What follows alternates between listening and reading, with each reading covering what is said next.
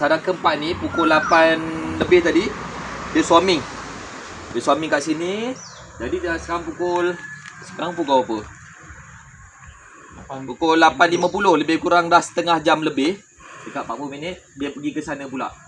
Jadi semalam pun dia beritahu memang dia kumpul sana. Jadi kita jaga pukul 9 hingga 11 dia akan swarming kat sana. Okey, kita tengok kat atas.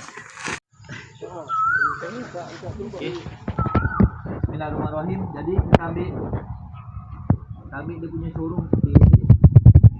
Kita ambil corong dia. Dua, sikit. Pertama kita letak kat sini. Corong dia.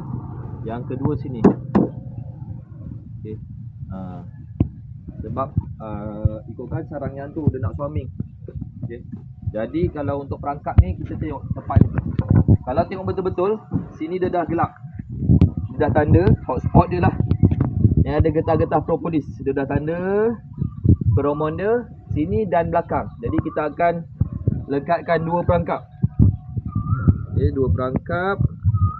Tempat dia, hotspot dia kat sini. Nampak tu? Kelulut. Nampak? Alah, terbang laju. Jadi kita akan buat sini. Tempat yang pertama dia. Hotspot dia. Terpulang nak pakai tali boleh. Pakai solo tape pun boleh lah. Solo tape ni boleh tahan 2 bulan juga.